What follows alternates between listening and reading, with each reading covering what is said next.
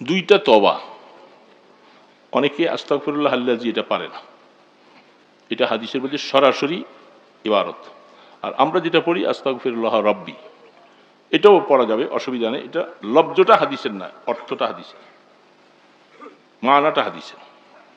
এই জন্য আস্তাগফিরুল্লাহ রাব্বি মিন কুল্লি যামবি ওয়া আতুবু ইলাইহি। লা হাওলা ওয়ালা এটা এই তওবার অংশ না, এটা ভিন্ন আমল। আপনি ভিন্নভাবে লা হাওলা ওয়ালা কুওয়াতা ইল্লা বিল্লাহ, এটা শুধু আস্তাগফিরুল্লাহর সাথে নয়, যত পারেন বেশি বেশি করে পড়বেন। সুবহানাল্লাহ আলহামদুলিল্লাহ লা ইলাহা ইল্লাল্লাহ আল্লাহু আকবার, এটা মুখস্থ আছে। ফজরে 100, মাগরিবে 100 পড়ব। সুবহানাল্লাহি ওয়া বিহামদিহি সুবহানাল্লাহিল আযীম, এটা পড়ব। হ্যাঁ, আচ্ছা। তো আপনার আস্তাগফিরুল্লাহ 100 বার, 5 ওয়াক্ত নামাজের পরে 20 বার করে পড়লে 100 বার হয়ে যাবে না? দুরূদ শরীফ কমপক্ষে 100 বার, বেশি যত পারি। সূরা কাহাফ তো অনেকে পড়িয়ে নেই। সূরা ইয়াসিন কথা বলি তো শেষ। সূরা কাহাফ পড়া দরকার ছিল না আজকে শুক্রবার? পড়ছি অনেকে, যার তৌফিক আছে সে পড়ছে। বাবা মাগরিবের পরে সূরা ওয়াকিয়া পড়ছেন, এশার পরে সূরা মুলুক। এগুলি আমল থেকে ছুটে গেলে কি হবে? একদিনের জন্য আমল থেকে ছুটতে পারবে না। কোনো আল্লাহর বান্দা, মোমেন অথবা মোমেনা, পুরুষ মহিলা, সে যদি আল্লাহর হাবিবের উপরে দুরূদ পাঠ করে, তার আমল নামায় 100 কিরাত সওয়াব দেওয়া হবে। সেই কিরাত সম্পর্কে সাহাবায়ে কেরাম বলেন, মিসলু ওহুদিন, ওহুদ পরিমাণ সমতুল্য আমল নামায় সওয়াব লিখা হয়। এত ছোট্ট করে সুবহানাল্লাহ বললেন, সওয়াবটা এত বড়, এটা কল্পনা করার কথা না। সেই সওয়াবটা আমাদের জীবনে দরকার আছে না নাই? ওহুদ পাহাড় যারা দেখছেন তো দেখছেন, খুব ছোট্ট না? এটার ওজনটা কত?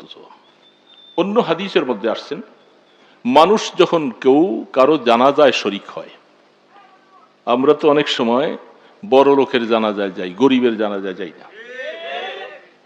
আপনারা মোহনপুর এলাকার মানুষ, আমি আমার শহরের কথা বলতেছি। গ্রামগঞ্জের মানুষ সবাই যাওয়ার চেষ্টা করে, গরিব হোক আর ধনী হোক, কি ঠিক না? কোনো মানুষের, মুসলমানের জানাজায় যদি কোনো মোমেন, চাই সে পুরুষ হোক অথবা মহিলা হোক, মাইয়্যিতটা যদি পুরুষ হতে পারে অথবা মহিলা হতে পারে, তার জানাজায় শরীক হলে আপনার আমলনামায় 1 কিরাত সওয়াব দেওয়া হয়, একটা ওহুদ পরিমাণ। আর আপনি যদি তার কবর পর্যন্ত দেয়া, দাফন পর্যন্ত অপেক্ষা করেন, তাহলে আপনার আমলনামায় 2 কিরাত সওয়াব দেওয়া হয়। যেই উম্মতের কাছে 2টা কিরাত সওয়াব থাকবে, সেই উম্মত কি করে আবার জাহান্নামে যাবে? যার আমলনামায় এত সওয়াব, আমার আল্লাহ দয়া করে তাকে জান্নাত নসিব করে দিবে। জাহান্নামে কেমনে নিবে আল্লাহ? যে উম্মতের কাছে এত আমল। এই জন্য আমরা রাসূলের নাম শুনলে খুশিতে, মহব্বতের সাথে দুরূদ শরীফ পড়ব। তো কার্পণ্যতা করবেন না, কৃপণতা করবেন না। আল্লাহ রাসূল বলেন, আল বখিলু মান যুকিরতু আলাইহি ওয়া লাম ইউসাল্লি আলাইহি। আমার উম্মতের মধ্যে হলো সবচেয়ে বেশি বখিল, যার সামনে আমি রাসূলের নামটা আলোচনা হয়, সে 2টা ঠোঁট খুলে একটু দুরূদ শরীফ পড়েন আমার উপরে। আমরা কি বখিল হব? পুরা হায়াতে যতদিন বেঁচে থাকি, যুবক বাবাজিরা শুনে নাও, মুরব্বীরা এখানে বেশি তোমাদের তুলনায়। আজকে ওনারা ফৌকিয়াত লাভ করছে, ওনারা একদম করেছেন, মুরব্বীরা বেশি। অনেক অনেক জায়গায় দেখি যে মুরব্বী কম, যুবক বেশি, কিন্তু আজকে এখানে মুরব্বী বেশি দেখা যায়। এটা ভালো লক্ষণ, আলহামদুলিল্লাহ, খারাপ না। মুরব্বীরা তোমাদের পাশে থাকলে দোয়া দিতে থাকবে, তোমাদের জিন্দিগিটা দামি হয়ে যাবে। তাহলে মনে রাখা দরকার, আমার হায়াতে যেন দুরূদ বেশি বেশি হয়। আজকে শুক্রবার দিন, রাসূল বলেন জুমার দিনে তোমরা আমার উপরে বেশি দুরূদ পাঠাইবা। আজকের দিনে আমি কি কতবার দুরূদ পাঠাইছি বলতে পারেন? কয়বার? আসরের পর থেকে মাগরিব পর্যন্ত সময়টা বেশি বেশি দুরূদের মধ্যে কাটানো দরকার।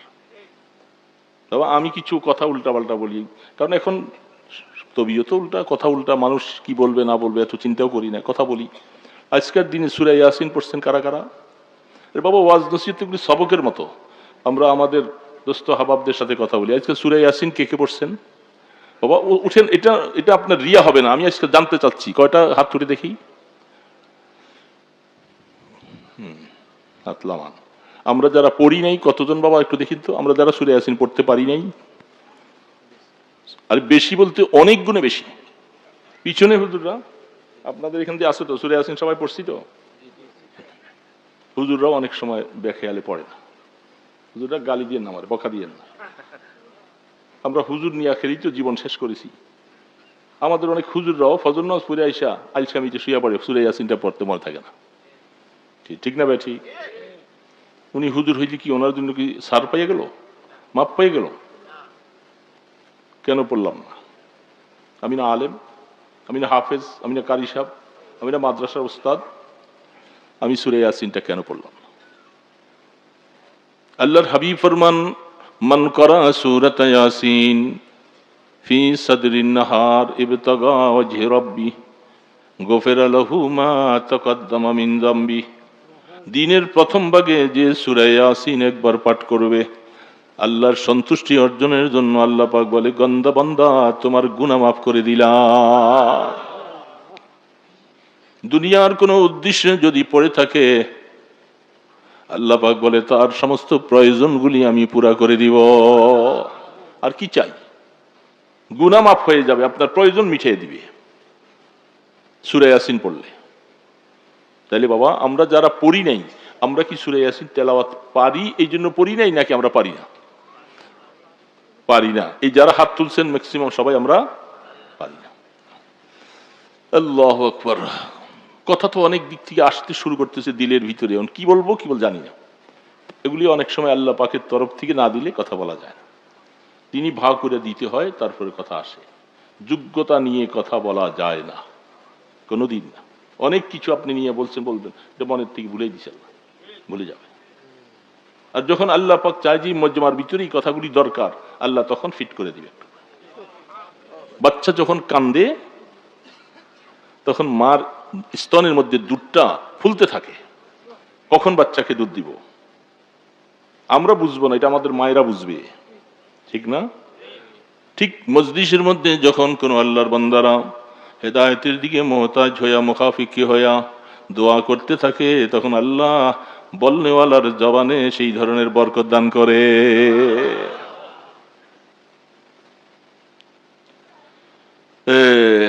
এই জন্য বলতেছিলাম যে আমরা যারা সূরা ইয়াসিন গুলি শিখি নাই বাবা, আমরা কত পিছে। এক খতম সূরা ইয়াসিন পড়লে 10 খতমের সওয়াব। আল্লাহ রসুলের কথা, সত্য না মিথ্যা? রাহমাতে দো আলম বলছেন। তো যেই লোকটা সূরা ইয়াসিন আজকে সকালে পড়লো, উনি 10 খতম কোরআন শরীফের সওয়াব পাইল। আমি কি করে তার লাগ পাবো? আমি ধরতে পারবো? সে তো আমলের দিক থেকে অনেক আগে গেছে। একসাথে ফজরের নামাজ পড়েছি, মসজিদে জামাতে পড়েছি, তিনি আয়েশা সূরা ইয়াসিন পড়েছে, আমি পড়তে পারলাম না। তাহলে আমি সওয়াবের দিক থেকে এই লোকটার অনেক পিছনে পড়ে গেলাম। কেমন করে আমার জীবনটা এইভাবে কাটিয়ে দিলাম? রাসূল বলতেছে, আমার মনে চায় আমার প্রত্যেকটা উম্মতের সিনার মধ্যে সূরা ইয়াসিনটা থাকুক, কিন্তু আফসোস আমরা পারিনি। এটা কার দোষ? আমাদের দোষ না আমাদের মা বাবার দোষ? আমার মা বাবা আমাকে ছোটবেলায় কি বলেন শিখায় নাই, কি বলেন কথাটা ঠিক কতটুকু? মা বাবা শিখায় নাই। তো আপনি যখন বুঝমান হলেন, আপনি কেন শিখলেন না? সমস্ত দোষ তো মা বাবার ঘাড়ে দিয়ে দিলেন। আপনি বুঝবান হওয়ার পরে আপনি সংসার বুঝলেন, বিবাহ শাদী বুঝলেন, শ্বশুর বাড়ি বুঝলেন, দোকানপাট বুঝলেন, জমি জারাত বুঝলেন, বিচার কার্য সবকিছু বুঝলেন। আপনি বুঝলেন না যে আমি এত বড় অমূল্য রত্নটার থেকে মাহরুম হয়ে গেলাম। আসো, চেষ্টা করে হায়াতের মধ্যে 1 বছর লাগবে 1 বছর, 2 বছর লাগবে 2 বছর, একটু একটু করে 1 আয়াত 2 আয়াত করে সূরা ইয়াসিনটা মুখস্থ করি। কেন আপনি সিদ্ধান্ত নিলেন না? মা বাবার ঘাড়ে সমস্ত দোষ চাপাইয়া দিবেন, তারা তো দুনিয়ার থেকে চলে গেছে। কি বলেন, অনেকের মা বাবা গেছে কেনা? তো আমি এই কথাটা বলে আমার মা বাবাকে বাঁধিয়ে দিতেছি। এখন আপনার সন্তানগুলাকে আপনি সূরা ইয়াসিন শিখিয়েছেন সবাইকে? এর বাবা সবাইকে শিখিয়েছেন? আপনি সবাইকে শিখেন? সবাইকে, সবার সন্তানগুলাকে সূরা ইয়াসিন মুখস্থ করাইছেন? তো তারাও তো আপনাকে বাঁধিয়ে দিবে। হ্যাঁ, কেমন তাদিন তুদান, তারাও তো আপনাকে বেঁধে দিবে। কেন পারলাম না আমি আমার সন্তানগুলাকে সূরা ইয়াসিন শিখাইতে? এই জন্য এই মাদ্রাসাগুলি দরকার। এই যে মহিলা মাদ্রাসা হয়েছে, এই জন্য মাদ্রাসাগুলি, মহিলা মাদ্রাসাগুলি দরকার।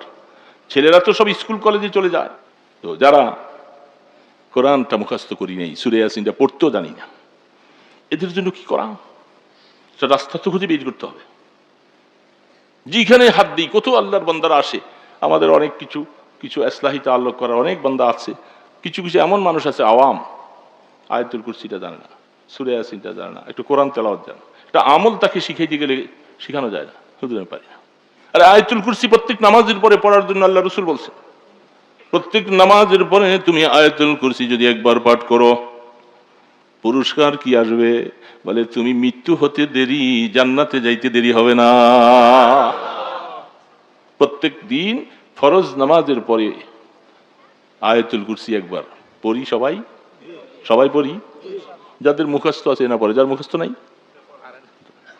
আফসোস। বন্ধু দোস্ত, আপনাদের জন্য কি বলবো, কলিজাটা ফেটে যায়। আমার মুসলিম জাতি, আমার মুসলিম ভাই, আমি তাদেরকে কি করে দিন বুঝাবো? কেন আমার মুসলমান জাতিগুলি এরকম হয়ে গেল? তারা কোরআনকে কেন এত ছেড়ে দিল?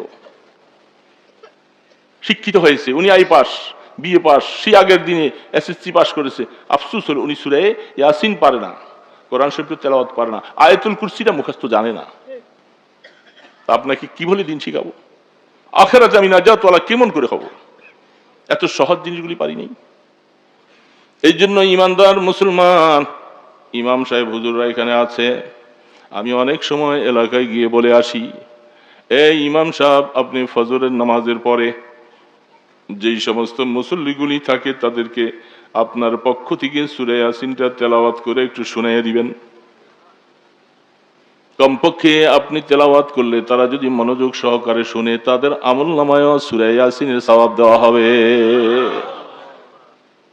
আপনারা ইমাম সাহেবকে কথাটা বলতে পারবেন? যেখানে মসজিদে নামাজ পড়েন, হুজুরকে বললে কয় মিনিট লাগবে সূরা ইয়াসিনটা পড়তে? 5 মিনিট লাগে। 5 মিনিট বেশি লাগে না।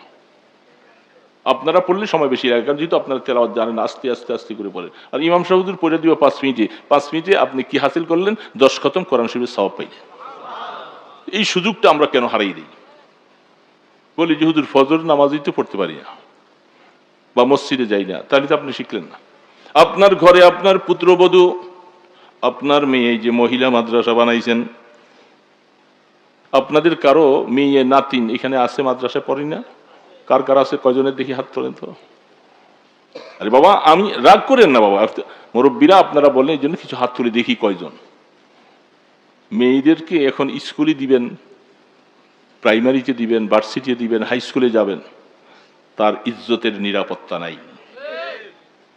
সে ফেসবুক দিয়া কোথায় চলে যাবে, কার সাথে চলে যাবে, আপনি টেরও পাবেন না। পরে বসে বসে কান্দেন, হা হা, আমার মেয়েটা গেছে গা কোথায়, বলতে পারি না। কেন আপনি সেই রাস্তা নিলেন কেন? এই জমানার জন্য এখন আপনার ছেলেকে মেয়েকে যদি আপনার দিন শিখাইতে হয়, কোরআন শিখাইতে হয়, তাকে এরকম একটা মহিলা মাদ্রাসায় দেওয়া লাগবে। বড় আলেমা হওয়ার শর্ত না, সহি করে কোরআনটা পড়ুক, সূরা ইয়াসিন পারুক, নামাজ রোজাগুলি কেমনে আদায় করলে আল্লাহ পাকের হুকুম পালন হবে এগুলি শিখবে। এই মেয়েটা যদি একটা মুসলমানের ঘরে যায়, সেই ঘরটাকে দিনী পরিবেশ বানাবার জন্য চেষ্টা করবে, করবে না?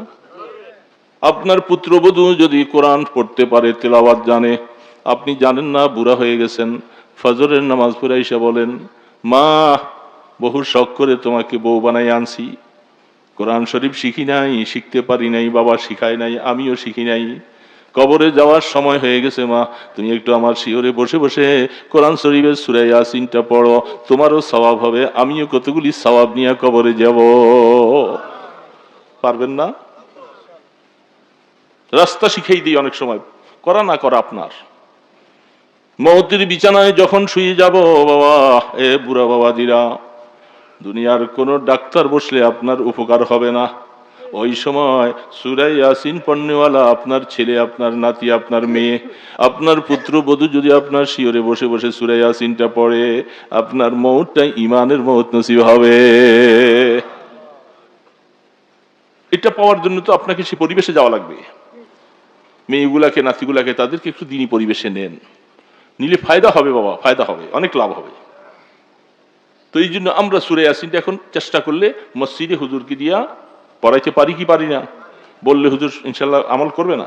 হুজুর নিজেরও লাভ হবে, আপনারও লাভ হবে। কি বলেন হুজুর, আপনারা পারেন না? আপনাদের মসজিদে কাজ করে।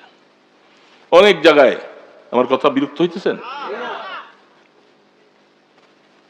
অনেক বছর আগে এক জায়গায় এক মাহফিলে গেছিলাম, রাত্রে থাকতে হয়েছে। ফজরের নামাজ পড়তে গেছি মসজিদে, বুড়া মানুষ। জিজ্ঞাসা করলাম ফজরের পরে উনি কি করলেন, সালাম ফিরাই দিয়া বৈশা সূরা হাসরের শেষ 3 আয়াত পড়ছে। সূরা হাসরের শেষ 3 আয়াত পড়েন তো আপনারা? পড়েন না শোনেন? কোনটা? অনেক জায়গায় ইমাম সাহেব পড়ে আর মুসল্লিরা শুনে, আবার মুসল্লিরা ইমাম সাহেবের সাথে সাথে পড়ে, এটা নিষেধ।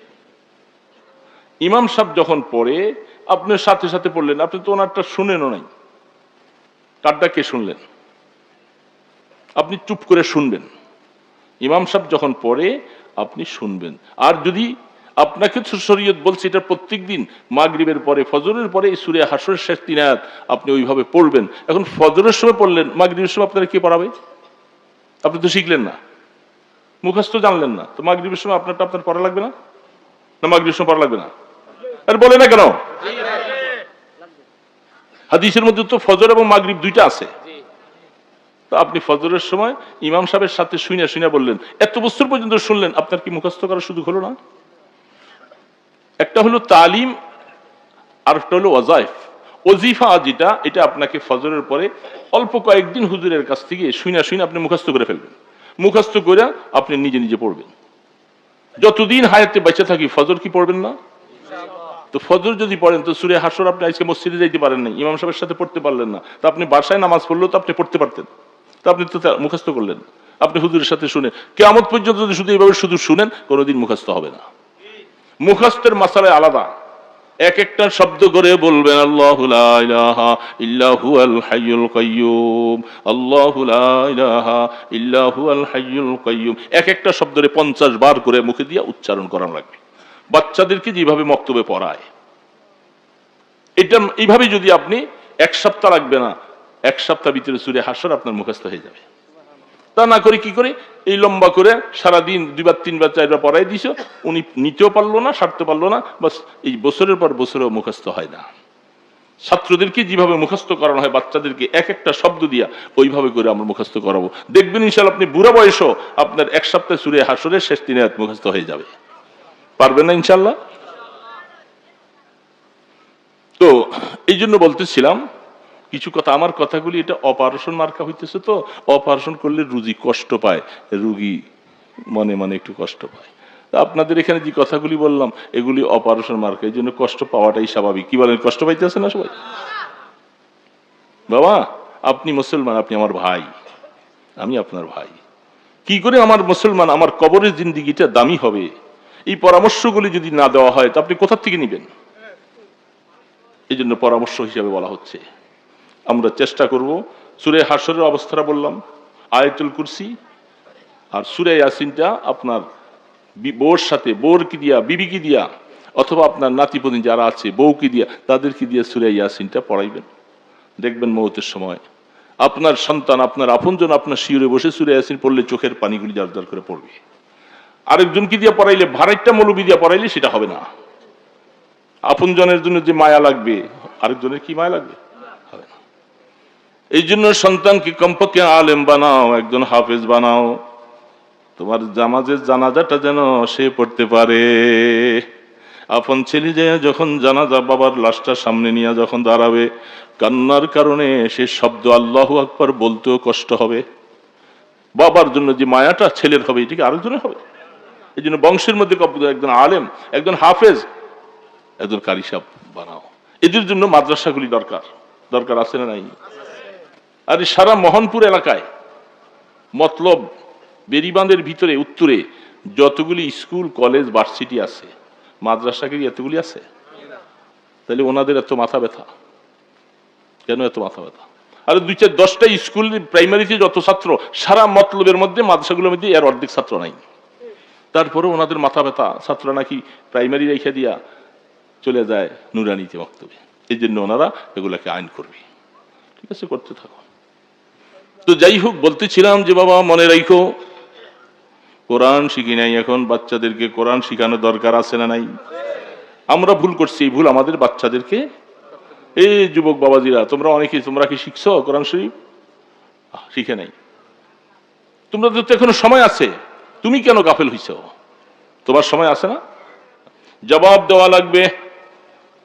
কোরআন বলতেছে, আল্লাহ সুবহানাহু ওয়া তাআলা বলেন, ফালাম্মা নাফারা মিন কুল্লি ফিরকাতিন তাইফাতুন লিয়াতাফাক্কাহু ফিদ-দীন ওয়া লিয়ানজুরু কওমাহুম ইযা রাজাউ লাআল্লাহুম ইয়াহজারুন। আল্লাহ সুবহানাহু ওয়া তাআলা বলছেন, এ উলামায়ে কেরাম, দিন শিখো, আলেম শিখো, ইলম শিখো।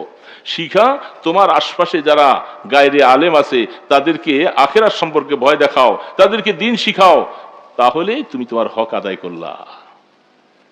শুধু আমি জান্নাতে যাব না, হতে পারে না এটা কোনোদিন। আলেমকে জবাব দিতে হবে। ভাইরা, আলেম ভাইরা রাগ করে না, কোরআন শরীফ আল্লাহ পাকের কথা বলে। তারা কি আমাকে জাহান্নাম থেকে ভয় দেখায় নিয়ে আসে? আলাম ইয়াতিকুম রুসুলুম মিনকুম ইয়াতলুনা আলাইকুম আয়াত রাব্বিকুম। এই রসুলের মেসদাক হলো উলামায়ে হক্কানি রব্বানী। তারা মানুষকে দিন বুঝাবে, দিন শিখাবে, এটা তাদের দায়িত্ব। এই জন্য রমজান মাসে জোহরের পর ইচ্ছা করলে আমরা 1 ঘন্টা সময় যদি দেই, আলিফ বাতা শুরু করে একটু সূরাগুলি মস্ক করতে পারি। কষ্ট হইতেছে না? এই যে ভালো লাগে না তো? আমি অপারেশন বাদ এখন কিচ্ছা শুরু করবো, বাস ভালো আছে। ওই যে দেখেন না, 3 জন উঠে গেছে, আরো আস্তে আস্তে লাইন ধরছে, ওনার 3 জন যা করা।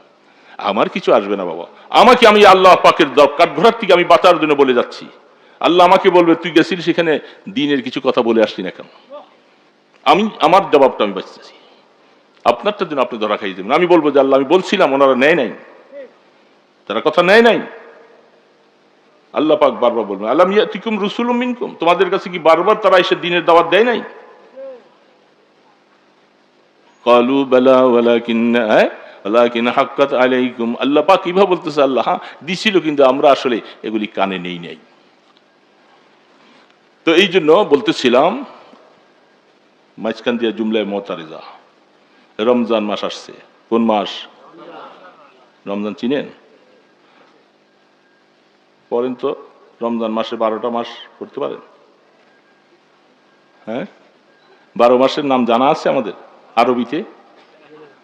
অনেকই বাড়ি। তাহলে তো ওই বেচারার মতো হয়ে গেছে।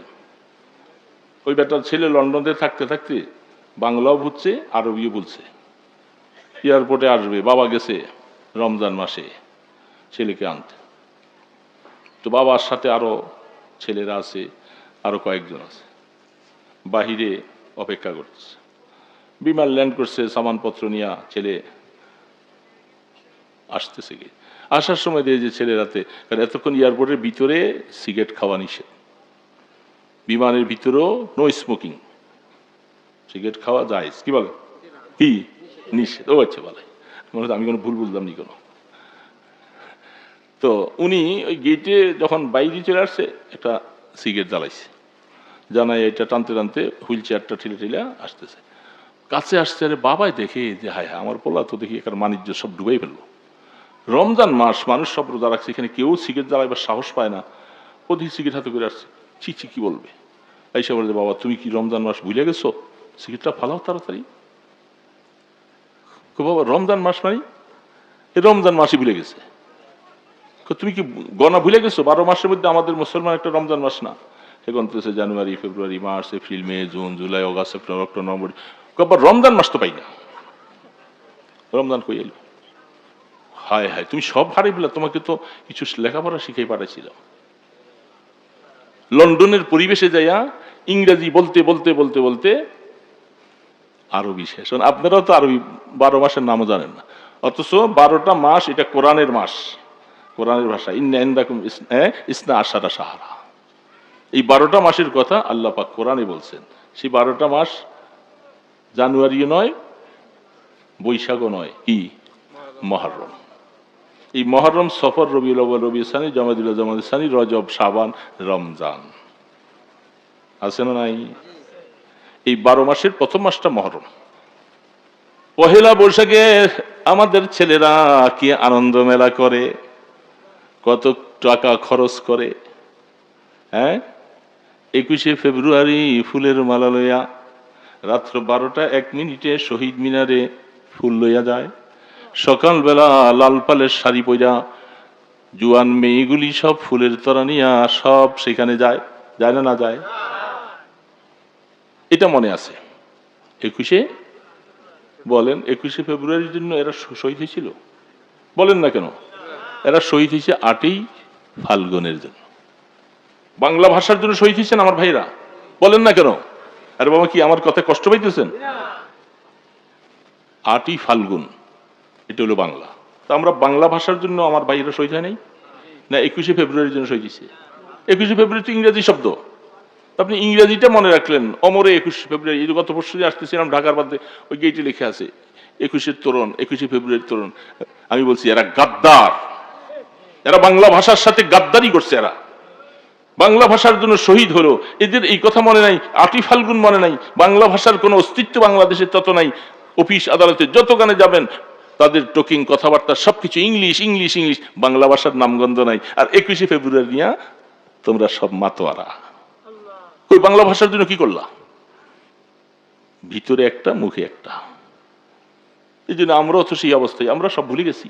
আমরা এখন বৈশাখ জানি, জানুয়ারি জানি, হ্যাঁ, কিন্তু মুহররম 12টা মাস গুনতে পারি না মুসলমান। আশ্চর্য কথা। এটা সুন্নতে কি মুআক্কাদায়ে কিফায়া, যেটা কিছু মানুষ জানে দেখে আপনারা বেঁচে গেছেন। যদি সবাই আরবি ভাষাকে বাদ দিয়ে দিত তাদের গুনাহ হতো কঠিন। কারণ আরবি ভাষা আল্লাহ পাকের মাস, আল্লাহ পাকের ভাষা। সেইখানে আমরা রমজান মাস আসে দিকে রমজানটা পারি, আর আগ পিছের মাস কিছুই জানি না। দানাম জানুয়ারি আর ফেব্রুয়ারি বলকে দানাম সালেমা পয়গম্বরি। ডক্টর ইকবাল লন্ডনের মধ্যে অক্সফোর্ড বিশ্ববিদ্যালয়ে পড়তে গিয়েছিল, বাবা পাঠাইছে বড় ডিগ্রি পাওয়ার জন্য অক্সফোর্ড। তখনকার সময় লন্ডনে সারা বিশ্বের মধ্যে সবচেয়ে বড় ইংরাজি ভাষায় দক্ষতা অর্জন করার জন্য অক্সফোর্ড বিশ্ববিদ্যালয় ছিল টপ ক্লাসের। ডক্টর ইকবালের নাম শুনছেন না? শিকোয়া জবাবে শিকোয়া কিতাব লিখেছেন, অনেক মজবুত মজবুত লেখা। ডক্টর ইকবাল লন্ডনে লেখাপড়া করতে যায়, কলেজে যায়, ভার্সিটিতে যায়, ভর্তি হয়। হওয়ার পরে দেখে সব উলঙ্গ পানা, হাফ প্যান্ট পরা মেয়েরা, গায়ের মধ্যে কিছু নাই, বোরকা তো নাই, হাফ প্যান্ট পরা, আর এইভাবে একসারা গায়ে জামা। কলেজে যায়, বাসে যাবেন, যেখানে যাবেন, এটা তাদের পোশাক, তাদের পোশাক। এয়ারপোর্টে গেলে দেখবেন, এয়ারপোর্টে যখন যাই আমরা, দেশীয় বাহিরে সফরেতে এয়ারপোর্টে দেশীয় ডোমেস্টিক বিমানগুলিতে চট্টগ্রাম, সিলেট, রংপুর, সৈয়দপুর এগুলোর মধ্যে সফরে যেতে হয়। কি যে উলঙ্গপানা আমাদের মেয়েগুলি হয়ে গেছে। তারা তো বিদেশি মেয়েরা যারা আসে তারা তো উল্টে আছেই। এয়ারপোর্টে যদি 1-1.5 ঘন্টা বসে থাকা হয়, গুনার আড্ডা, গুনার বোঝা নিয়ে বাইর হতে হয়। কি করবো আমরা বাঁচার জন্য? ওই তাড়াতাড়ি বিমানের সময় আছে, উপরে উঠে যাই, অ্যাক্সেলেটার দিয়ে উপরে উঠে যায়, চুপচাপ বসে থাকি, কতক্ষণ চোখ বন্ধ করেই থাকি। কারণ আমি আপনার এখানে ওয়াজ করতে যাব, আমার 1 বস্তা গুনায় কবিরা হবে এই নেকেটগুলি, উলঙ্গপানাগুলির দিকে দেখলে। গুনায় বলেন না কোন গুনাহ? গুনায় কবিরা। এই জন্য গুনার থেকে বাঁচার জন্য নিচের দিকে চাইয়া থাকি, যেটা আল্লাহ পাকের নির্দেশ, আর নতুবা কতক্ষণ চোখ বন্ধ করে থাকি। এছাড়া বাঁচার উপায় নেই। কারণ আমি গুনার বস্তা নিয়ে কবরে যাব। আল্লাহ পাক বলতেছেন, কুল্লিল মুমিনিনা ইয়াগুদ্দু মিন আবসারিহিম ওয়া ইয়াহফাযু ফুরুজাহুম। মুমিন মুমিনাদেরকে বলে দাও তাদের দৃষ্টি যেন নিচের দিকে রেখে চলে। নিচের দিকে রাখলে নিরাপদ থাকবেন কিছু। আর ডানে বামে চাইতে গেলেই গুনায় কবিরা আপনাকে বারবার দেখবেন। আরে কি ব্যাকল মানুষ, আকল নাই। এটার দিকে বারবার করে চাইয়া আপনি চাইলে আপনার কি লাভ বলেন তো? আরে বাবার কোনো লাভ আছে? এই মেয়েটার সাথে আপনি কোনো জিনা করতে পারবেন? আপনি বললে কি সে ওই স্বামী ছেড়ে দিয়ে আপনার কাছে চলে আসবে? হ্যাঁ, আপনি তার দিকে চাইতেছেন, কিন্তু তো পায়খানা ময়লা, আমি ময়লার মধ্যে দেখবো কেন? আমার উপরে কারো কি কোনো লাঠি আছে যে তুই দেখতে হবে? আমার উপরে লাঠি চার্জ করবে আমার মাওলা। এ গোলাম, রাস্তায় চলতেছ, ওইদিকে বারবার কেন তাকাইলি? আমি নির্দেশ কি করি নাই তুমি নজরটা নিচের দিকে রাখবা, ওইদিকে তাকাইবা না, তাহলে গুনার থেকে বাঁচবা। নতুবা 1 বস্তা গুনায় কবিরা নিয়ে কিয়ামতের ময়দানে উঠা লাগবে। প্রতি নজরে জিনার গুনাহ হবে, সীসা গলেই দেওয়া হবে। সেদিন সেদিন মজা বুঝা লাগবে, কত ধানে কত চাউল। এই জন্য আমি এই চেষ্টা করি। আপনারা কি চেষ্টা করতে পারবেন? রাস্তাঘাটে চলতে হবে, আমি তো ঘরে বোরকা গায়ে দিয়ে বসে থাকতে হবে না, কিন্তু আমাকে আল্লাহ নির্দেশ করেছে তুমি নিচের দিকে চেয়ে চলো। কারণ শয়তান ডান দিক থেকে বলে আমি ওই দিক থেকে আক্রমণ করব, বাম দিক থেকে আক্রমণ করব, সামনের থেকে আক্রমণ করব, পিছের থেকে আক্রমণ করব। সে কোরআনে বলছে যে আমি আল্লাহ আপনার বান্দাদেরকে চতুর্দিক থেকে আক্রান্ত করব তাকে। ঘটনাক্রমে সে উপরের দিকের কথা ভুলে গেছে, নিচের দিকের কথা ভুলে গেছে। আল্লাহ পাক বলে আমি ওরে ভুলাই দিছি। উপরের দিকে চেয়ে হাঁটা যায় না, উষ্টা খাইয়া পড়া হাত পা ভাঙবে। রাস্তা কোন দিকে খোলা? নিচের দিকে। যখন তুমি নিচের দিকে চেয়ে চেয়ে চলবা, নিরাপদ চলবা, উষ্টাও খাবে না, গুনার থেকেও বাঁচবা। যখন নিচের দিকে চাইয়া গুনার থেকে বেঁচে আল্লাহর ভয় নিয়ে যখন চলবা, আমি আল্লাহ উপরের থেকে তোমার উপরে রহমত নাজিল করব। গুনাহে বেআদদ রাবার বস্তাম, হাজারা বার তওবা শিকস্তম। কত গুনাহ করেছি আর কত তওবা করতেছি, ভাঙতেছি। আল্লাহ না করুক চক্ষু যদি বেগানার দিকে পড়ে যায়, সাথে সাথে নজরটা ফিরে যা, ইস্তেগফার পড়বো, আল্লাহ আল্লাহ বেখেয়ালে চক্ষুটা চলে গেছে সেই দিকে, বাঁচাও আমাকে গুনার থেকে। এর বাবা না বাঁচতে পারলে উপায় নাই। হাদিসের মধ্যে স্পষ্ট আছে, কোরআনের মধ্যে আছে, যারা আল্লাহ পাকের ভয়ে একটা মাছির মাথা পরিমাণ 2 ফোঁটা চোখের পানি যদি তার আসে, আমি আল্লাহ আমার গোলামের গুনাহ মাফ করে দিব। এখন আমার চোখের পানি ছাড়ে না, কারণ চোখের পানি কান্না, আল্লাহ রসুল বলছেন এটা এখতিয়ারি নয়, গায়রে এখতিয়ারি। ইচ্ছা করলে কান্না যাবে না। ইচ্ছা করে কেউ কানতে চোখের পানি আনতে পারবে? এটা গায়রে এখতিয়ারি। এটা উপরওয়ালার সাথে জ্যাক্ট লাগাইতে হবে, উপরওয়ালার সাথে সম্পর্ক লাগাইতে হবে। মুঝে খোয়া মেরে আকলো ইলম নে, মুঝে আপনা দিওয়ানা বানালে। শুধু আকলের পূজারি হইয়া হইয়া জীবন শেষ করে দিলাম। हर तमन्ना दिल से रुखसत हो गई, अब तो आजा अब तो खलवत हो गई। আল্লাহ আমার দিলের থেকে আমি এগুলি সব বাইর করে দিছি। ও মাওলা তোমাকে চাই, তুমি দয়া করে আমার কলবে একটু জায়গা নাও, তাহলে আমি গুনাহ থেকে বাঁচতে পারবো। বজুদ চিজে কে দাদি মন চে দারম চেমি জুই যে জেব আসতিনম। আল্লামা রুমি বলতেছে আল্লাহ তৌফিক তো তুমি দিবা, তুমি না দিলে আমি গুনার থেকে বাঁচতে পারবো না, চক্ষুটাকে বেগানার থেকে ফিরাইতে পারবো না। তুমি না দিলে আমি তওবা করে করে গুনার থেকে বাঁচা আমার জন্য সম্ভব না। নামাজের তৌফিক দিবা, তেলাওয়াতের তৌফিক দিবা, জিকিরের তৌফিক দিবা, তওবা করার তৌফিক দিবা, তাহলে আমি গোলামটা গুনার থেকে বাঁচতে পারবো। তৌফিক দিবেন কে বাবা? আল্লাহু আকবার, আল্লাহু আকবার।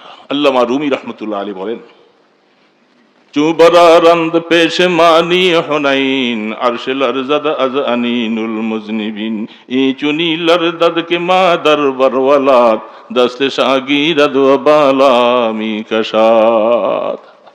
আল্লামা রুমি বলতেছে হুনাইনের যুদ্ধের মধ্যে সাহাবায়ে কেরামদের ভিতরে একটু অহংকার আসছিল, ওজব আসছিল, ওজব। এত মানুষ আমরা থাকতে আজকে কাফেরদের সাথে আমরা তো বিজয়ী হবই, এত মানুষ কোনোদিন আর ছিল না। কারণ মক্কা বিজয়ের পরে তখন দলে দলে মানুষ মুসলমান হইতেছে। হুনাইনের যুদ্ধের মধ্যে প্রায় 14,000-এর উপরে মুসলমানের সংখ্যা, এর মধ্যে 2,000 মাত্র আনসার মুহাজির, আর বাকি 90 নতুন মুসলমান, সব যারা মক্কা বিজয়ের সময় হয়েছিল। এদের ভিতরে একটা ওজব আসছে, আমরা এত মানুষ থাকতে এটা আমাদের ভিতরে আসে না নাই? আমার কথা ভালো, আমার কাজ ভালো, আমার ছেলে ভালো, আমার সবকিছু ভালো, হামছে মান ডঙ্গরে নিস্ত, আমার থেকে আবার বড় কেটায়। এটা শরীয়তে নাজায়েজ, হারাম, হারাম। যখন এই ধরনের মনে ভাবনা আসছে, আল্লাহ বলে যাক একটু পানিশমেন্ট দিয়ে দেয়, সোজা হয়ে যাবা। হ্যাঁ, হঠাৎ করে পরাজয় হয়ে গেছে। বুখারী শরীফ খুলে দেখেন, হাদিসের মধ্যে সব বর্ণনাগুলি আছে। একটু সমস্যা শুধু একমাত্র ময়দানের মধ্যে আল্লাহর হাবিবের সাওয়ারির লেগাম ধরে রাখছেন, এক পাশে হযরতে আব্বাস, আরেক পাশে হযরতে তার চাচা, এই আপনার কি বললাম, আবু সুফিয়ান। এই দুইজন, আবু সুফিয়ান তখন মুসলমান, দুইজনে লেগাম ধরেছেন। আর আল্লাহ রসুল ময়দানে 4-5 জন লোক আছে, আর বাকি সব চলে গেছে। কিন্তু আল্লাহ রসুল সর্বদা সর্বাবস্থায় কোনোদিন যুদ্ধের মধ্যে পিঠ দেখান নাই। এত বড় সাহসওয়ালা নবী পৃথিবীতে আর যায়নি। আল্লাহ এমন নবী আমাদেরকে দিয়েছিলেন। তো সেখান থেকে যখন একটু এই ধরনের পরিস্থিতি যখন শুরু হলো, আল্লাহ পাক একটু সামান্য কিছু দেখাইলেন যে এই সংখ্যায় আধিক্য বেশি হইলেই বিজয়ী হয় না। যত যুদ্ধের মধ্যে আমি আল্লাহ বিজয়ী দিছি, আমি আমার রহমত দ্বারা তোমাদের উপরে বিজয়ী দিছি। সংখ্যা আধিক্য কোরআন শরীফে আয়াত এটি আসছে, আনতুগনি আন কাসরাতুকুম লান তুগনি কাসরাতুকুম, তোমাদেরকে আধিক্যের কারণে তোমরা যুদ্ধে বিজয়ী লাভ করো নাই, এই পরাজয় হয়ে গেল। এখন সাহাবায়ে কেরাম বুঝতে পারছে আমাদের একটু ভুল, এমন কান্না শুরু করলেন, এটা ছাড়া আল্লাহর গোসা থামানো যাবে না। জি যত পারো কানবা, যত পারো চোখের পানি ছাড়বা, নিরিবিলি একা একা তাহাজ্জুদ পড়ে শেষ রাত্রে উঠে গাছের গোড়ায় বসে, মসজিদের কোনায় বসে, রাজুলুন যাকারাল্লাহ খালিয়ান ফাফাজাত আইনা, যার চোখ দিয়ে যত পানি বাইর করবা আল্লাহর গোসা থামবে যাবে, গুনাহ রাখবেন আল্লাহ। বলে গোলাম, এটা আল্লাহ পাকের ওয়াদা। লা ইয়ালিজুন নার মান বাকা মিন খাশিয়াতিল্লাহ, এ বাবা আল্লাহর ভয়ে যে কাঁদে সে জাহান্নামে আল্লাহ তারে নিবে না। তাহলে কান্না দরকার, দরকার কি দরকার না? রাসূল দোয়া করেন, আল্লাহুম্মা রযুকনি আইনাইনি হাত্তা লাতাইন তাসকিয়ানিল কলবা বিযুরুফিদ দাম মিন খাশিয়াতিক ক্বাবলা আন তাকুনা দুমু দামা ওয়াল আদরাসু জামরা। আল্লাহ আমার চক্ষুগুলি তুমি ঝর্ণার মতো বানিয়ে দাও। রাসূল এত কান্না কানতেন, সেজদা দিয়ে দিয়ে আম্মা জানেরা বলতেন যে রাসূল কত কান্না কানতেন। সারা পৃথিবীর চোখের পানি একত্র করলে আল্লাহ রসুলের চোখের পানি সমান হবে না, এত কাঁদতেন। আমরা কি হয়ে গেলাম? আমার কি হলো? আমার গুনাহ নাই? আমি মাপ নিতে হবে না আমার? তাহলে আমি কেন কাঁদতে পারি না? ওই কারণ একটা, যেহেতু কান্না এটা এখতিয়ারি না, ইচ্ছা করলেই কান্না আসে না। কান্না আসবে উপরওয়ালার নির্দেশে। যখন দিল নরম করবা, গুনাহ থেকে তওবা করবা, আল্লাহর আযাবকে ভয় করবা, কবরের চিন্তা করবা, হায় কবরে কেমনে থাকবো, কবরের জিন্দেগি কেমনে কাটবে, এরকম চিন্তা করে করে মওতের মুরাকাবা করে যখন আল্লাহর কাছে দোয়া করবা, দেখবা চোখে পানি ছাড়বে। আর গুনাহ কবিরা ছেড়ে দেওয়া লাগবে কোনটা? বেগানা নারীর দিকে দেখলে চক্ষু পানি ছাড়বে না, চক্ষু তখন শক্ত হয়ে যাবে। তুই গুনাহ কবিরা করবি আর আমি চোখের পানি ছাইড়া তোর গুনাহ মাফ করাবো, এটা হতে পারে না। তুই গুনাহ কবিরার থেকে ফির। এই জন্য যে চক্ষু বেগানার দিকে দেখে সেই চক্ষু সহজে পানি ছাড়ে না। মুসলমান ভাইরা মনে রাখবো, মনে রাখবেন না ইনশাল্লাহ? সবাই তুই ঘুমাইতে আছে, অল্প সময় কথা শেষ করে দিতেছি, হারি ক্লান্ত হয়ে গেছে। কয়টা বাজে রাত? কে বরাবর মি কশদ শাহে মজিদ আশকের আদর ওজনে বাখুনে শহীদ। আল্লামা জালালউদ্দিন রুমি রহমতুল্লাহ আলাইহি বলে, হে দুনিয়ার ইমানদার মুসলমান বাবাজিরা শুনে নাও, আমার আল্লাহ পাক কি মেহেরবান, কি দয়ালু। যখন তুমি কানবা তোমার চোখের পানিটা আল্লাহ পাক শহীদের রক্তের সাথে ওজন করবে। সাধারণ ব্যাপার নয়। চোখের পানির মূল্য কত! সারা পৃথিবীর মধ্যে সবচেয়ে দুইটা ফোঁটা, একটা হলো আল্লাহ দ্বীনের জন্য শহীদ হয়ে যাওয়া, রক্ত দেওয়া, আর 2 নম্বর আল্লাহর ভয়ে 2 ফোঁটা চোখের পানি ছাড়া। এর থেকে এত দামি জিনিস পৃথিবীতে আর নাই। আল্লাহ পাকের গোসা থামাবার জন্য এটা সবচেয়ে বড় জরুরি। কিভাবে আসবে, কিভাবে কানবেন? নিরিবিলি। কোরআনের মধ্যে আল্লাহ রসুল হাদিসে বলতেছেন, নিরিবিলি বসে আল্লাহর যে গোলাম চোখের পানি ছাড়ে, ফাফাজাত আইনা, তার চোখের পানিগুলি ঝর্ণার মতো পড়তে থাকে। আল্লাহ সুবহানাহু ওয়া তাআলা বলেন, যখন আল্লামা জালালউদ্দিন রুমি রহমতুল্লাহ আলাইহি বলছেন এই কথা, মুজাদ্দিদে আল-ফিসানি রহমতুল্লাহ আলাইহি বলেন, এই ইমানদার বাবা, আমার মা বোনেরা মনে রাখো, হাসি দিল লাগি তামসা বেশি করো না। আল্লাহ কোরআনে বলছেন, বেশি করে কান্দ, হাসো কম। বলে নাই ফালিয়াদহাকু কালিলা ওয়ালিয়াবকু কাসীরা? কেন আল্লাহ পাক বললেন? এই জন্য মুজাদ্দিদ আল-ফিসানি রাহমাতুল্লাহ আলাইহি বলে, বাবাজিরা, যখন চোখের পানি তোমার গালের মধ্যে আসতে থাকে, তুমি পানিটা মুইছো না, পানিটা ছাইরা রাখো, দেখবা আমার আল্লাহ মহব্বতের হাত দিয়ে তোমার চোখের পানি মুছে দিবে।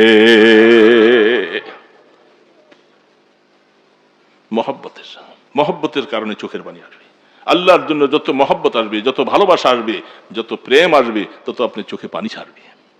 এই জন্য বাবাজিরা, কথা তো এগুলি আর কিছু বলা যায় না, আসলে কথা কেমনি কেমনি যদি চলে যায়, এই জন্য কথা বলতেও পারি না।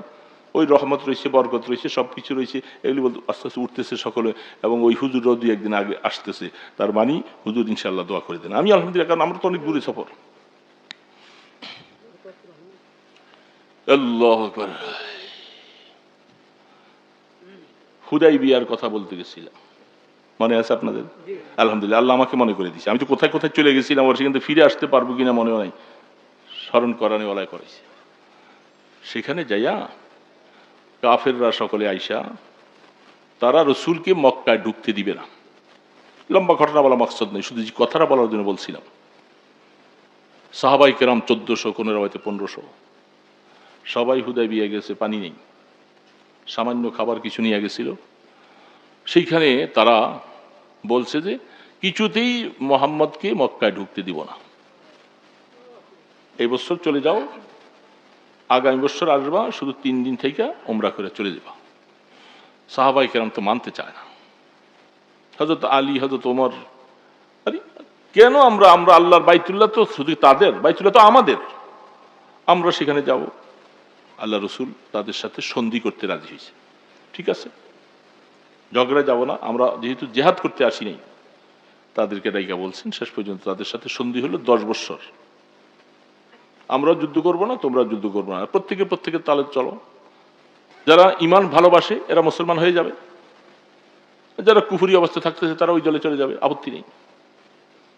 তো সেই সময় তারা ভালো অংশের মধ্যে, যেখানে পানি আছে কুয়ার মধ্যে, তারপরে মাটিগুলি মজবুত, যুদ্ধ করতে সহজ, সেই অংশটা তারা বাইছে নিছে। তাদের নেতৃত্ব হইল খালিদ বিন ওলীদ। খালিদ বিন ওলীদ তখন মুসলমান হয় নাই, নাম শুনছেন না? খালিদ বিন ওলীদ, সে আইসা ভালো অবস্থানটা নিয়ে নিছে। সাহাবাই কেরাম যেখানে সেখানে বালু বেশি, পানি নেই, পেরেশান। আল্লাহ পাক বলে, বন্ধু আমার, পেরেশান হওয়ার কোনো কারণ নাই, আপনি আমার বন্ধু, আমি আপনার বন্ধু। হ্যাঁ, বন্ধু না? মুজিজা প্রকাশ হবে। কুয়াটার মধ্যে সামান্য একটু একটু একটু পানি, সামান্য। আল্লাহ রসুল অজু করলেন, অজু করা কুয়াটার মধ্যে একটু কুলি ফেলাইছে, একটু কুলি দিছেন, একটা তীর গাড়াইয়ে দিতে বলছে, তীরটা গাড়াইয়ে দাও। কুয়ার পানিগুলি সব, তারা তো ডোল দিয়া রশি দিয়া পানি উঠান লাগে, পানি নিচে। আর মুসলমান, তাদের পানি উঠান লাগে না, কুয়ার পানি বাইয়া বাইয়া চতুর্দিকে পড়তেছে। 1400 সাহাবী সবাই খাইলেন, পানি রাখলেন, গোসল করলেন, পানি আর টান পড়ে না। বুঝছেন বরকতটা? বুঝছেন একটু? পানি তো ছিল না, এগুলি আসলো কোত্থেকে? তারপরে সাহাবাই কেরাম ক্ষুধার্ত, ওরা গরু, ওরা ওট জবাই করে আর খায়, নর্তকী নাচায়, কি আনন্দ। কয়টা ওট জবাই করতেছে, রসুল তাও খবর নিছে। মুসলমানদের তো সাওয়ারিও নাই, যেগুলি আনছিলেন এরা কোরবানি করবে আনা হয়েছিল। যুদ্ধগুলি সব তাদের সাথে বন্দি সন্ধি সব হয়ে যাওয়ার পরে রসুল বলতেছে, এখন আমরা সফর করে চলে যাব। বিশাল বিশাল দস্তর বিছাইছেন 1400 সাহাবী। বলে, যার কাছে যা আছে, কারো কাছে ছাতু আছে, কারো কাছে কয়টা খেজুর আছে, যা কিছু আছে সবাই না দস্তরের মধ্যে ঢালো। ঢালার পরে আমারটা, আমার হয়তো এক বেলা চলবে, 2টা খেজুর, 4টা খেজুর, 5টা খেজুর, ওনার কাছে 2টা 4টা। আল্লাহ রসুল বলেন, এগুলি সবাই এখান থেকে খাইতে থাকো। 1400 সাহাবী পেট ভরে তারা সবাই খাইছে। আল্লাহ রসুলকে দিয়েছেন, যা দস্তরের মধ্যে ফালাইছে সব আবার থাইকেই গেল। বরকত বুঝছেন? দেখেন বরকত, বরকত বুঝেন। ডিম তো 2টাই রাখছিলাম, 3টা তো হয় না হুজুর। টাকা 1000 রাখছি, 2000 তো হয় না। খন্দকের যুদ্ধের মধ্যে সাহাবায়ে কেরাম 1000 সাহাবী খাল খনন করতেছে, খাল কাটতেছে, পেটে পাথর বাঁধা, একটা খেজুর খাই, একটু পানি খাইয়া অর্ধদিন থাকে, খাবার নাই। সাহাবায়ে কেরাম রসুলের কাছে বলে, ও আল্লাহ রসুল, আমরা তো ক্ষুধায় পারি না, আল্লাহ রসুল বলেন, দেখো আমি পেটে 3টা পাথর বাঁধছি, তোমরা তো বাঁধছো একটা, আমি বাঁধছি 3টা। বলার সাহস নেই। হযরত জাবেরের স্ত্রী বলতেছে, আল্লাহ রসুল কষ্টে আছে, সাহাবারা 3 কেজি, 3.25 কেজি জবের আটা আর ছোট একটা বাচ্চা বকরি জবাই করতেছি, তৈয়ার করে আল্লাহ রসুলের সামনে নিয়ে যাও, কানে কানে একটু বইলে দিয়ে আইসো, আমরা 10-12 জন মেহমানদারি করাবার জন্য আল্লাহ রসুল আমি খানাটা ভাগ করে আনতেছি, 10-12 জন নিয়ে আপনি খানা খাবেন। দূরে গেছে। আল্লাহ রসুল এলান করে দিলেন, এ সাহাবায়ে কেরাম যারা খাল খনন করতেছো, শুনছো কি ব্যাপার, জাবের তোমাদেরকে মেহমানদারি করাবে। হযরত জাবের রাদিয়াল্লাহু তাআলা আনহু হাদিসে লেখে, জিহ্বার মধ্যে কামড় দিয়া ইন্না লিল্লাহ বলতেছেন, হায় হায়। 10-12 জনের কথা বলছি, রসুল 1000 সাহাবী সবাইকে আওয়াজ দিয়ে দিছে, কি করব কি করব। দৌড়ে গেছেন বাসায়, বিবি পেরেশান হয়ে গেলাম। কেন পেরেশান? বলে, তুমি কি রসুলকে বলো নাই? বলে, আমি কানে কানে বলছি। রসুলের কানে যখন আওয়াজ দেওয়ার পরে রসুল এলান করেছে, তোমার কোনো টেনশন নাই। দেখছেন মহিলার ইমানের পাওয়ার কত? আল্লাহু আকবার। মহিলার ইমানের পাওয়ার কত! কোনো টেনশন করো না, যেহেতু রসুলের কাছে বলার পরে এলান করেছে, কি হবে না হবে আমরা জানি না। সবকিছু খানা নিয়ে রাখছেন, দস্তরের মধ্যে বিছাইবার আগে বলছে, জাবের ঢাইকা রাখো। ঢাইকা সেখান থেকে রুটি আর গোশত উঠাইয়া দিতে থাকো। 1000 সাহাবী সবাইকে দিতেছে। দিতে খোদার কসম, বুখারী শরীফ হাদিস খুলে দেখেন, এগুলি সাবকের মধ্যে আমরা ছাত্রদেরকে পড়াই। 1000 সাহাবী পুরা ফুল ভরপুর খাইছে। ডেগের মধ্যে যা লই আইছিল এগুলি সবই রয়ে গেছে। এটা কি? বলে, যাবেন বাসায় নিয়ে যাও, বাসাওয়ালাদেরকে খাওয়াও। এর কি গল্প, কিচ্ছা? কিরে বাবা, এগুলি হাদিসের কথা না, বুখারী শরীফের হাদিসের কথা। বরকত বুঝেন? এখন বুঝছেন বরকত? 3 কেজির আটা আর একটা ছোট বাচ্চা 1000 মানুষে কেমনে খায়? হযরত জাবের রাদিয়াল্লাহু তাআলা আনহুর বাবা আব্দুল্লাহ ইবনে হারাম রাদিয়াল্লাহু তাআলা আনহু উহুদের যুদ্ধে মারা যায়, শহীদ হয়ে যান।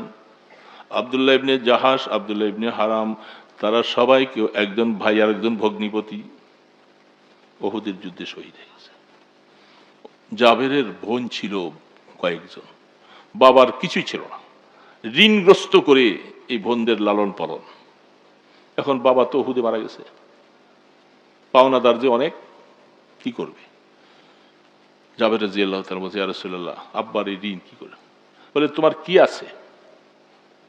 বলে, আমার কয়েকটা খেজুর গাছ আছে, এটা যে কয়েকটা খেজুর হয় আমাদের নিজেদেরই চলে না, 1 মাসের খোরাকি হয় না, খেজুর বেচা খাবে।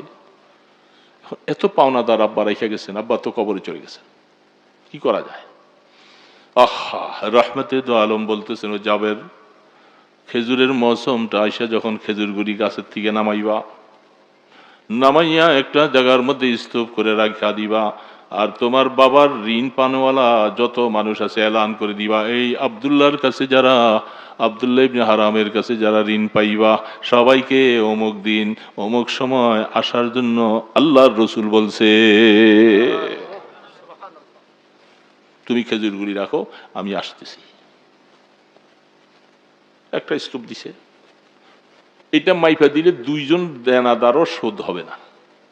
দেনাদার অনেকজন, পাওনাদার সবাই আসছে অপেক্ষায়। রহমতে দো আলম, কি বলবো বাবা, রহমতে দো আলম মুহাম্মাদুর রাসূলুল্লাহ সাল্লাল্লাহু আলাইহি ওয়াসাল্লাম যাওয়ার পরে খেজুরের স্তূপটার চতুর্পাশে 3টা বার চক্কর দিছে, দিয়া একটু থুতু ফেলছে। রাসূল দূরে বসে আছেন, পাওনাদারদেরকে ডাকো, যত টাকা পাবে ওই টাকার বিনিময়ে কতটুকু খেজুর দেওয়া লাগে হিসাব নিকাশ সব শেষ। জাবের, তুমি মাপতে থাকো, সবাইকে বস্তা নিয়ে নিতে বলো। যত পাওনাদার ছিল হযরতে আব্দুল্লাহর উপরে সমস্ত পাওনাদারকে খেজুর মাইপা দিতে জাবের আরো লোক রাখছেন, ঘামাইয়া অস্থির হয়ে গেছে। সমস্ত পাওনাদার শেষ, এলান করা হয়েছে, আর কেউ আব্দুল্লাহ ইবনে হারামের কাছে কোনো পাওনা পাবে কিনা, নাই নাই, কেউ নাই, সব পরিশোধ। এবার দেখে খেজুরের স্তূপে যা আছে একটা খেজুরও কমে না। হায় হায় হায়, কে আলে আরিফা বাশদ মোহাম্মদ, জামালে দিলবরা বাশদ মোহাম্মদ, জমিরা ইজ্জা বাশদ মোহাম্মদ, ফলক রাবা হিজা বাশদ মোহাম্মদ। রসুল চিনলাম না আমরা, বরকত বুঝি না, বরকত বুঝি না। আরে বরকত কাকে বলে? আম্মাজান আয়েশা সিদ্দিকা রাদিয়াল্লাহু তাআলা আনহা বলেন, বুখারী শরীফের মধ্যে হাদিসটুকু দেখুন, 12 পারার শেষের মধ্যে যা লেখা। আম্মাজান আয়েশা বলেন, আল্লাহ রসুল দুনিয়াতে থাকাকালীন একটা চাক্কির মধ্যে, একটা পাত্রের মধ্যে কিছু জব রেখা, এখান থেকে আমরা আটা রুটি বানাইতাম। রাহমাতের দো আলম দুনিয়া থেকে চলে গেলেন। রসুলকে হারাইয়া আমি ওই পাত্রটার থেকে ঢাকনা থাকা অবস্থায় জব গম আইটাই না রুটি বানাই আর খাই। অনেক দিন হয়ে গেল, রুটি জব আর আটা শেষ হয় না। আমাদের আয়েশা সিদ্দিকা বলতেছে, নিজে রাবি, আমি আনতেছি আর খাইতেছি। 6 মাস পার হয়ে গেল। হঠাৎ করে মনে একবার আসলো, এই এই এই এই তো সমস্যা। মনে আসলো, একটু উল্টাইয়া দেখতে গেছিলাম, উল্টাইছি, বরকত শেষ। এরপরের থেকে আর নেই। আমি কি ভুলটা করছি, কি ভুল করছি? যদি আমি এটাকে উল্টাইয়া না দেখতাম, আমার মনে হয় কিয়ামত পর্যন্ত এর থেকে মানুষ নিয়ে নিয়ে আটা খাইতো। কমতো। বরকত বুঝেন? এখন বুঝতেছেন বাবু, বরকত বুঝেন? একিন যার কম, সে বরকতটা তো পাবে না। যার যত একিন হবে, আল্লাহর বরকত তাকে ওইভাবে দিবে। কিছু কিছু টাকা আমার হযরত নানুপুরি রহমতুল্লাহ আলাইহি সফরে আসলে মাঝে মধ্যে অনেক সময় আমাদেরকে 50 টাকা, 1 টাকা, 100 টাকা হাদিয়া দিতেন। এই টাকাটা খরচ করতাম, এটা নিয়ে আমার বাক্সের ভিতরে ধুয়ে দিতাম। গণাগণির কারবার নেই, বরকত দেখতাম। গুইনা ফেলালে তো ওই যে আয়েশা সিদ্দিকার মতো বরকত যাবে, যে গণা নাই। আল্লাহ শুকর, আমি আমার জীবনে বহু বহু উপকার পাইছি, এটা আপনাকে ভাষায় বলতে পারবো না। বহু। মাদ্রাসার টাকা দুনিয়া অবস্থা, কোটি কোটি টাকা আমাদের মাদ্রাসায় খরচ হয়, প্রায় 4.5 কোটি টাকা বছর খরচ। অভাব। এখন এই যে অনেক টাকা ঋণ, একটা জায়গা বায়না করছি 80 লক্ষ টাকা, এই মাদ্রাসা পাশে, সামান্য টাকা পয়সা আনতে যাবে না, ফিকির করতেছি আর দোয়া। তো ওই আমার এই যে আপনাদের এখানে আসার আগে আমাদের প্রধান বাবুর্চিটা যেটা, হঠাৎ করে মনে পড়লো এখনই কথার প্রসঙ্গে, তার একটা অপারেশন, সম্ভবত একটা টিউমার হয়েছে তার অন্ডকোষের ভিতরে নাকি, যেন খুব কঠিন অবস্থা, কালকে অপারেশন করবে। আমাকে হুজুর ফোন দিয়েছে সবার কাছে দোয়া চাওয়ার জন্য। আর যেহেতু গরিব মানুষ, যদি কেউ মনে চায় বলে এই গরিব মানুষটাকে কিছু উপকার করবো, তাহলে কেউ করতে পারে। আমি ঠিক আছে, মনে থাকলে বলবো, না মনে না থাকলে দরকার নেই। তো সেখানে এইভাবে অবস্থায় আমি দেখেছি অনেক সময়, আমি মাদ্রাসা, আমার সমস্ত ইয়েগুলি সব আলাদা আলাদা থাকে, কোনটা আমার, কোনটা মাদ্রাসার, কোনটা এই কোন ফান্ডের, কোনটা সমস্ত টাকাগুলোর মধ্যে লেখা লেখা এটার মধ্যে একটা কাগজ রেখে দিয়ে থাকি। কারণ আমি রাস্তায় যাই, চলে যাই, কখন মরে যাই বলা যায় না, বলতে পারবো না যে টাকাটা অমুকের, ওটা অমুক ফান্ডের, ওটা অমুক ফান্ডের। এই জন্য প্রত্যেকটার মধ্যে কাগজ লেখা। মওতের জন্য সব সময়, যে কোনো সময় ডাক আসবে। এই জন্য আল্লাহ শুকর, আমি দেখতেছি অনেক সময় এইভাবে বরকত পাই, অনেক বরকত পাই। এত টাকা এখানে আসবে তো আমাকে ধারণা করি নেই। আলহামদুলিল্লাহ, টাকা দিতেছি, বরকত। কিন্তু বরকত বুঝেন না, বরকত বুঝতে হবে। আস্তাগফিরুল্লাহ আল্লাযী লা ইলাহা ইল্লা হুয়াল হাইয়ুল কাইয়্যুম ওয়া আতুবু ইলাইহি। আস্তাগফিরুল্লাহ, বলেন আস্তাগফিরুল্লাহ আল্লাযী। দুইটা তওবা। অনেকে আস্তাগফিরুল্লাহ আল্লাযী এটা পারে না, এটা হাদিসের মধ্যে সরাসরি ইবারত। আর আমরা যেটা পড়ি আস্তাগফিরুল্লাহ রাব্বি, এটাও পড়া যাবে, অসুবিধা নেই। এটা লফজটা হাদিসের না, অর্থটা হাদিসের, মানাটা হাদিসের। এই জন্য আস্তাগফিরুল্লাহ রাব্বি মিন কুল্লি যামবি ওয়া আতুবু ইলাইহি। লা হাওলা ওয়ালা, এটা এই তওবার অংশ না, এটা ভিন্ন আমল। আপনি ভিন্নভাবে লা হাওলা ওয়ালা কুওয়াতা ইল্লা বিল্লাহ, এটা শুধু আস্তাগফিরুল্লাহর সাথে নয়, যত পারেন বেশি বেশি করে পড়বেন। সুবহানাল্লাহ আলহামদুলিল্লাহ লা ইলাহা ইল্লাল্লাহ আল্লাহু আকবার, এটা মুখস্থ আছে। ফজরে 100, মাগরিবে 100 পড়ব। সুবহানাল্লাহি ওয়া বিহামদিহি সুবহানাল্লাহিল আযীম, এটা পড়ব। হ্যাঁ, আচ্ছা। তো আপনার আস্তাগফিরুল্লাহ 100 বার, 5 ওয়াক্ত নামাজের পরে 20 বার করে পড়লে 100 বার হয়ে যাবে না? দুরূদ শরীফ কমপক্ষে 100 বার, বেশি যত পারি। সূরা কাহাফ তো অনেকে পড়িয়ে নেই, সূরা ইয়াসিন কথা বলি তো শেষ। সূরা কাহাফ পড়া দরকার ছিল না আজকে শুক্রবার? পড়ছি অনেকে, যার তৌফিক আছে সে পড়ছে। বাবা মাগরিবের পরে সূরা ওয়াকিয়া পড়ছেন, এশার পরে সূরা মুলুক। এগুলি আমল থেকে ছুটে গেলে কি হবে? একদিনের জন্য আমল থেকে ছুটতে পারবে না। চেষ্টা করতে হবে, আল্লাহর কাছে তৌফিক চাইতে হলে দেখবেন আল্লাহ তৌফিক দিবে। মেয়েরা শুনতেছে, বুড়া মুরব্বীরা যারা আছে তারা আছে, যারা তেলাওয়াত পারো মাগরিবের পরে সূরা ওয়াকিয়ার অভ্যাস করো। সমস্ত ছাত্রীদেরকে মাগরিবের পরে, মাগরিবের নামাজ পড়ার পরে সবাই সারিবদ্ধভাবে যারা তেলাওয়াত পারে সূরা ওয়াকিয়া পড়বে। ঈশান নামাজের পরে সূরা মুলুক পড়বে। শুক্রবার দিন সূরা কাহাফ পড়বে। ফজরের পরে সূরা ইয়াসিন পড়বে। এগুলি কম্পালসারি ছাত্রীদের মধ্যে আমল জারি করে দিবেন। আলহামদুলিল্লাহি রাব্বিল আলামিন, আলহামদুলিল্লাহি রাব্বিল আলামিন, আলহামদুলিল্লাহি রাব্বিল আলামিন, والصلاة والسلام على أشرف الأنبياء والمرسلين، والصلاة والسلام على أشرف الأنبياء والمرسلين، والصلاة والسلام على أشرف الأنبياء والمرسلين. يا حي يا قيوم يا رحمن يا رحيم يا ذا القوة المتين يا راحم المساكين يا غفار يا ستار يا غفار يا ستار. لا إله إلا أنت سبحانك، لا إله إلا أنت سبحانك، لا إله إلا أنت سبحانك. إني كنت من الظالمين، إني كنت من الظالمين، إني كنت. فاستجبنا له، فاستجبنا له ونجيناه من الغم وكذلك ننجي المؤمنين، وكذلك ننجي المؤمنين. لا حول ولا قوة إلا بالله، لا ملجأ ولا منجا من الله إلا إليه. اللهم لا مانع لما أعطيت ولا معطي لما منعت ولا ينفع ذا الجد منك الجد. أغثنا يا غياث المستغيثين. ربي أني مغلوب فانتصر، ربي أني مسني الضر وأنت أرحم الراحمين.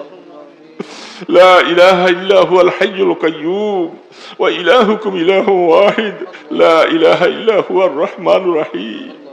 ربي أوزعني أن أشكر نعمتك التي أنعمت علي وعلى والدي وأن أعمل صالحا ترضاه، وأن أعمل صالحا ترضاه، وأن أعمل صالحا ترضاه، وأدخلني برحمتك في عبادك الصالحين، وأدخلني برحمتك في عبادك الصالحين. আয় আল্লাহ, আল্লাহ রাত্রে গভীর হয়ে গেছে মাওলা, আমরা কতগুলি গুনাহগার বান্দা, আমরা পাপী, আমরা নরাধম, আমরা নিকৃষ্ট অবস্থায় আপনার শাহী দরবারে মিসকিনের মতো দুইটা হাত তুলেছি মাওলা। এ রহমানুর রহিম, গোলাম তো তোমার মাওলা, তোমার গোলামকে তুমি মারলে কাটলে কারো কোনো বাধা দেওয়ার ক্ষমতা নাই মাওলা। আল্লাহ আমরা এতিম, আমরা কাঙ্গাল, আমরা নবী হারা হয়ে গেছি মাওলা, আমরা সাহাবী হারা হয়ে গেছি, আমরা মা বাবা হারা হয়ে গেছি। আল্লাহ আল্লাহ আমাদেরকে মাফ করে দাও মাওলা, আমাদেরকে একটু ক্ষমা করে দাও মাওলা, আমাদের প্রতি একটু মায়ার নজরে তাকাও আল্লাহ। মওতের সময় আমাদেরকে বেইজ্জতি করো না মাওলা। এ মাওলা, সন্তানরা শিওরে বসে আব্বা বলে ডাকবে, মুখে ডাবের পানি চিনের পানি দিবে, গালি বেয়ে বেয়ে পড়ে যাবে মাওলা, ভিতরে নেওয়া যাবে না আল্লাহ। এমন একটা অবস্থা যখন হবে, শয়তান এসে আমাকে বেমান বানাবার জন্য চেষ্টা করবে, আমাকে ঈমান দেওয়ার জন্য আল্লাহ তুমি ফেরেশতা পাঠাইয়া দিও, তারা যেন পাহারাদারি করে। আল্লাহ আল্লাহ আপনি বলছেন তাতানাজ্জালু আলাইহিমুল মালাইকা, ফেরেশতা পাঠাইয়া দিবা বলছো আল্লাহ।